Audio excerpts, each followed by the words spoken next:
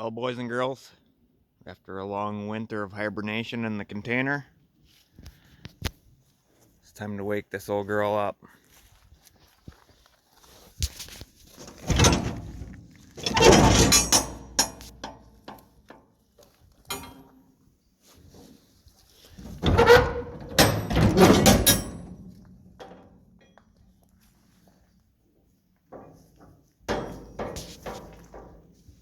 Finally, it's Riviera time.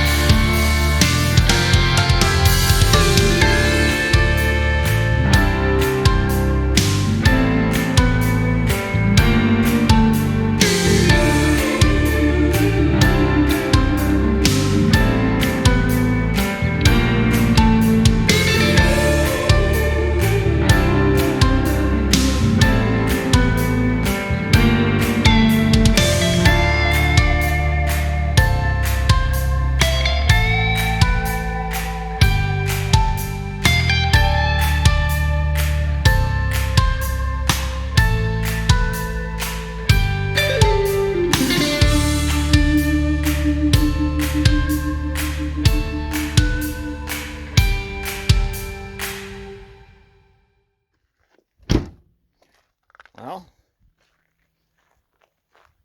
there she is.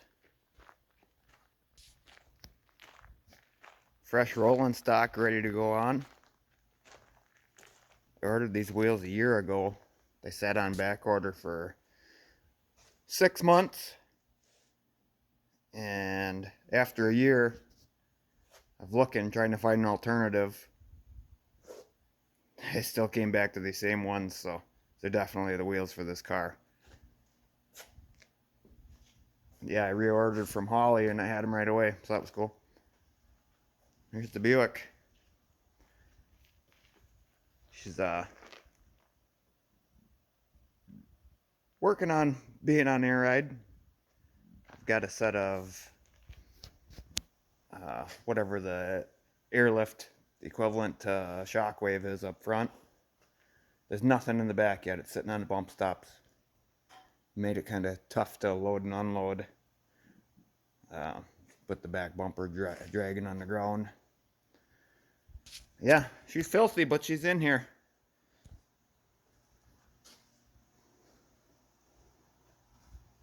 Cat tracks, pine needles.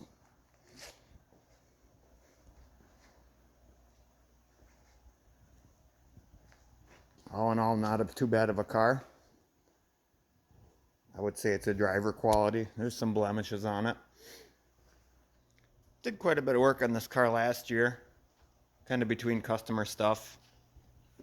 Drug it in and out of the shop more times than I care to mention. And a car like this, and especially being laid on the ground, real hard, fun to try and move. But I had the steering all tore apart, so I just had a tie rod in there that I made just to connect the wheels together so that at least both wheels would go the same direction. And at this point in the video, I'll probably throw a bunch of stills in here, and because I didn't record any video up to this point. But I'll throw some stills in and bring you up to speed on this build. Give you a little history, and the reason I even own one of these cars is we went to the Mecum show in Dallas with my uncle when we were down there, and I saw a 65 Riv, and I'd never even seen one before, and it immediately fell on the bucket list of cars to own. So a couple months went by and one popped up for sale, and it just worked out perfect. The guy had just listed it, and it was early in the morning, and it was the early bird gets the worm on that one. I remember I was like trembling, hooking the trailer up to get there in time, and got there and looked at the car, and it was priced very right and everything I wanted it to be.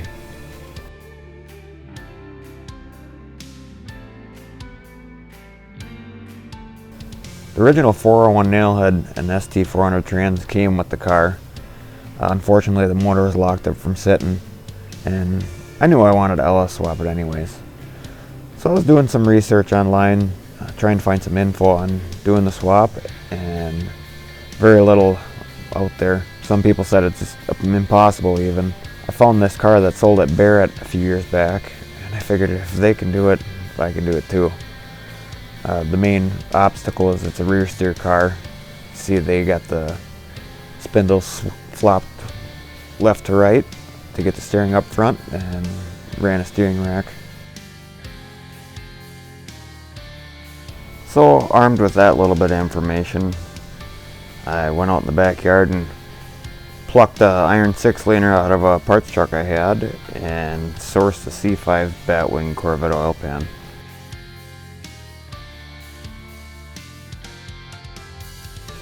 Upon the first test fit, I soon realized that I was going to have to lower the whole drivetrain in the car in order to clear that 4L80E bell housing in the trans tunnel.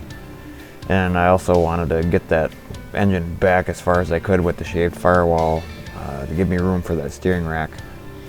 So I ended up sectioning the cross member and plating it back in.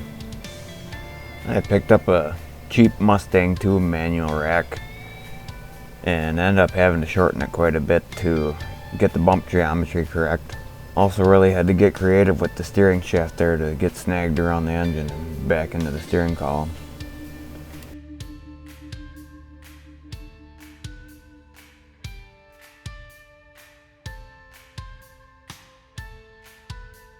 We're going a little bit backwards in time here, but you can see how I cut the holes in the shock towers to stick those air shocks up through.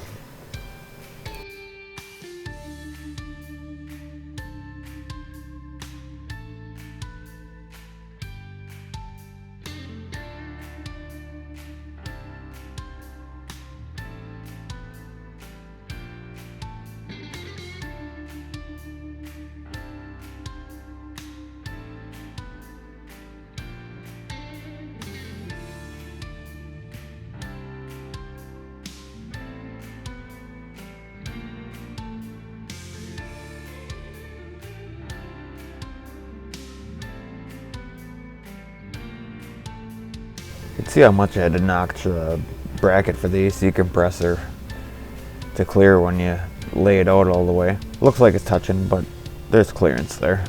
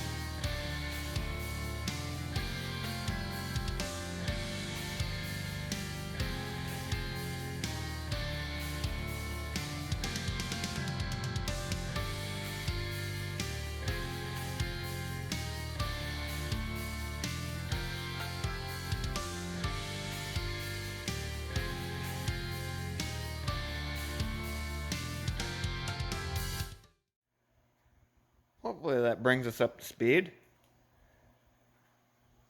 Just started looking at trying to build an air cleaner for this thing. I'm getting tired of seeing 4-inch round cold air intake tubes, so I'm going to attempt to build a sheet metal intake that resembles like would be on a Corvette over the radiator. Push that back there like that and build a really wide flat duct that comes down in front of the radiator and find some sort of element to put in there. I showed some pictures of the firewall process there. It's kind of a false wall there, if you will. There's about 1 inch behind the firewall, or behind that firewall there. I welded everything shut. I ripped out all the original heater box and stuff. There was a picture of that. There's a picture of it here, actually. I ripped out all that crap, tried to clean it up. And, yeah, I'll show you what I had inside. So inside the car, I've got a heater box shoved in there. That's out of a 94-ish Dodge Dakota.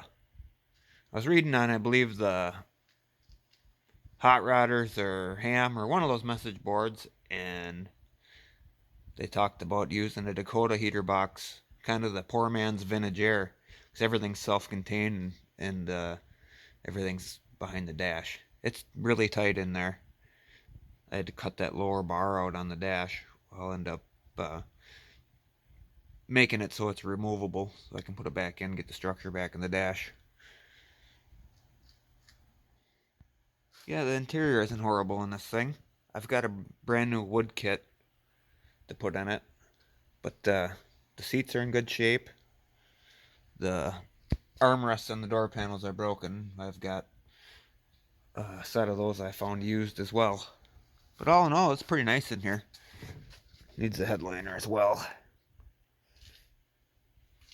It's the whole dash piled in the back seat.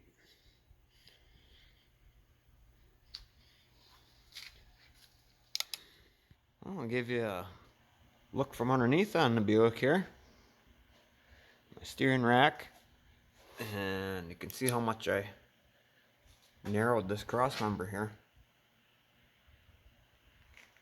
And got steering up front. You can see where that tie rod was digging into the edge of my drum when it's aired out all the way. The tie rod pivots at an angle and the corner of it digs in. I'm going to end up putting those drums on a lathe and turning that inside back a little bit, give myself some clearance. I did heat and bend the steering arm. You can see where I heated it right there. I bent them out to correct the accrement to get it back where it needed to be.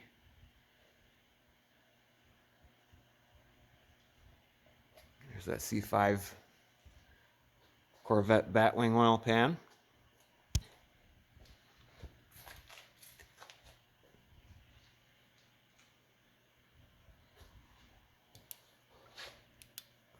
Here's what I got going on for motor mounts.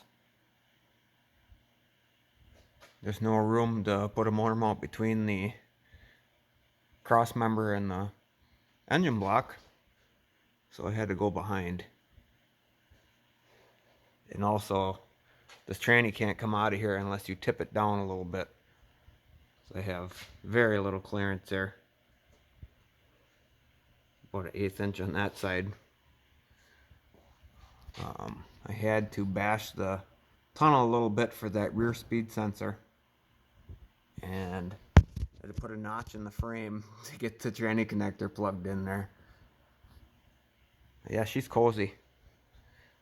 So, my cross member, cute little fella. What I'm working on right now is mounting the airbags in the rear.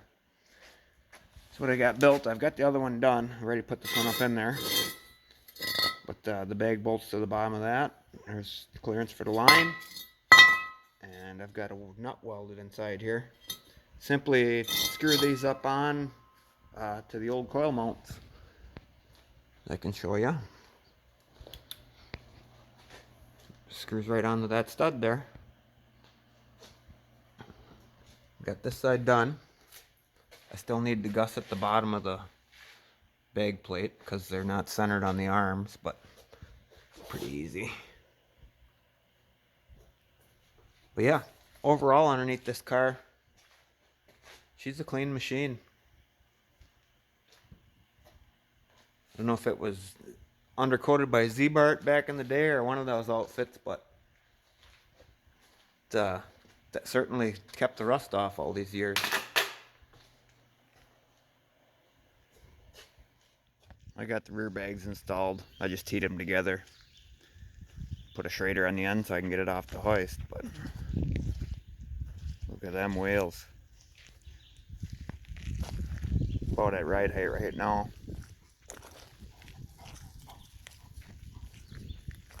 We'll dump the air out here in the driveway and see what she looks like.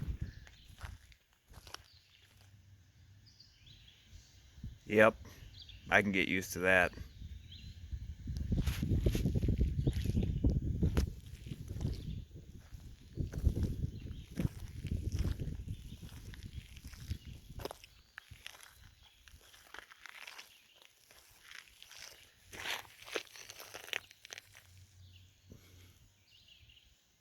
Well, unfortunately, the Riv had to get banished to the outdoors for a little bit here.